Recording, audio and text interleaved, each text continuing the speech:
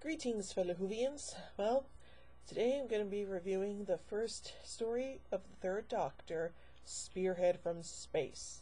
Here we go.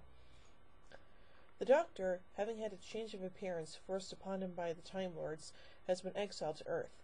The Doctor collapses outside his TARDIS and is taken to Ashford Cottage Hospital in Epping, where his unusual anatomy confounds doctors. Simultaneous with the Doctor's arrival, a swarm of meteorites falls on the English countryside, and a poacher discovers a mysterious plastic polyhedron at the crash site. In the meantime, Brigadier Lethbridge Stewart of UNIT is trying to recruit Dr. Elizabeth Liz Shaw as a scientific advisor and investigate the unusual meteorite falls. Shaw, however, is skeptical of the Brigadier's claims of alien invasion and is resentful of being taken away from research at Cambridge. Soon, the Brigadier is faced with another mystery. Not far from where the meteorite impacts were reported, a man in hospital claims to be the Doctor, who Lethbridge Stewart last encountered in the invasion.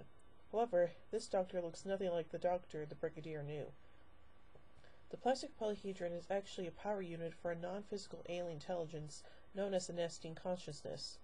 Normally disembodied, it has an affinity for plastic and is able to animate humanoid facsimiles made from that material, known as Autons.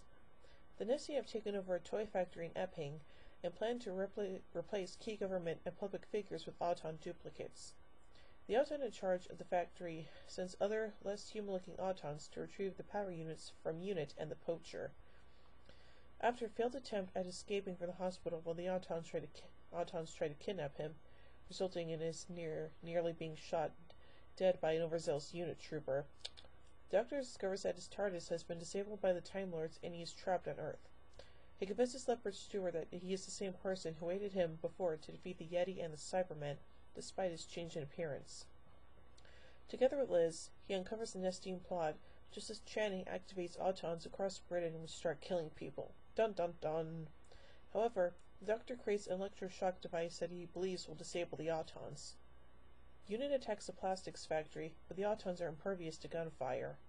The Doctor and Liz make their way inside and encounter the octopus-like creature that the Nestings have created with the power units as the perfect form for the invasion.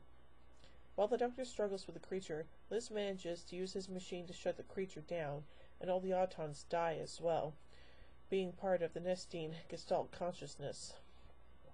The Brigadier fears the Nestings will return and asks for the Doctor's help. The Doctor agrees to join UNIT in exchange for facilities to help repair the TARDIS and a car like the sporty antique roadster he commandeered during the adventure. At his insistence, Liz stays on as his assistant. So, yeah, pretty interesting stuff going on for the first adventure of the Third Doctor.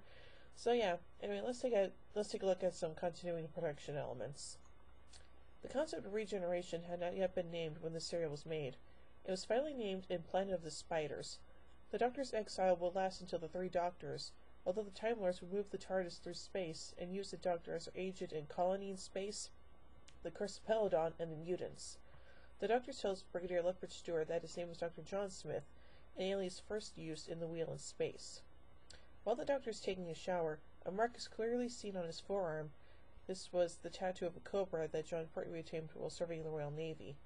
No explanation is given for the mark in the television series, and it does not appear on any other Doctor. It has been theorized in fandom that it is a Time Lord criminal brand, a theme expanded upon by the spin-off novel Christmas on a Rational Planet. The Doctor claims to be a conversant the eyebrow-twitching language of the planet Delphon. This language also features in the Big Finish Productions audio play, Ish, when the Sixth Doctor says a word in Delphin while reflecting on words of the same pronunciation and spelling with different meanings. This is the first time in Doctor Who history that it is learned Time Lords have two hearts. The Doctor had previously undergone a medical examination in The Wheel in Space, and no comment was made about this anomaly.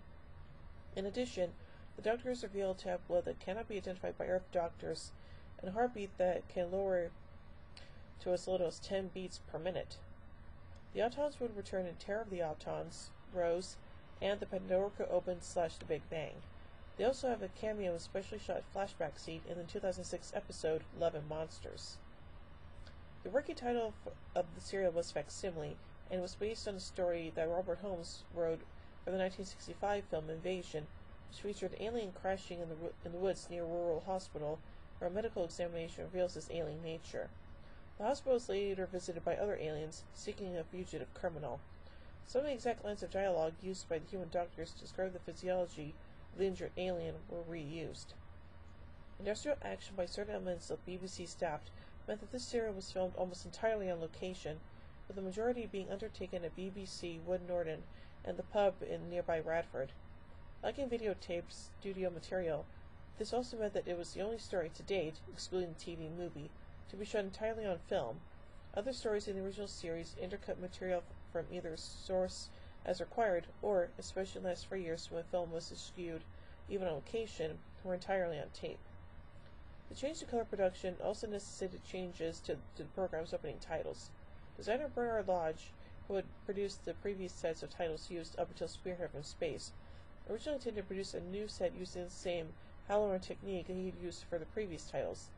Tests showed, however, that the technique did not produce satisfactory results when used with color equipment, and so the final set were produced in black and white before being manually tinted. These were completed in August 1969, a month before work began on the serial. These new titles also introduced a new logo for the series. Unlike the logos for the first and second Doctor's eras, which used a generic typeface, the new logo was an attempt to be more stylized, particularly in the presentation of the initial D in Doctor and the H in Who. This logo would be used until the final episode of The Green Death in 1973, but it would make an unexpected return in 1996 when it was adopted as the logo for the US-produced 1996 TV movie.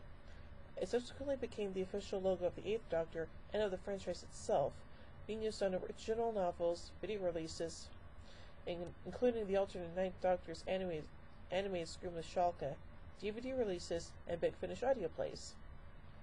As of 2013, it continues to be the official logo of the 1963 to 1989 series and Big Finish's Doctor Who productions, while a new logo was introduced to symbolize the 2005 to 2010 series, and another from the most recent post-2010 series. So, yeah, overall, a great introduction to the Third Doctor's era, and it also introduces the Autons, and we'll definitely be seeing them again in future stories. So, overall, I give Spearhead from Space 5 sonic screwdrivers out of 5. Well, join me next week as we take a look at Doctor Who and the Silurians, or also known as the Silurians. Anyway, until then, this is Whovian Queen saying, "Oh my giddy aunt, when I say run, run, I've reversed the polarity of the neutron flow. Would you like a jelly baby? Fantastic! Allons-y, Geronimo! Bow ties are cool, fezzes are cool, and Stetsons are cool."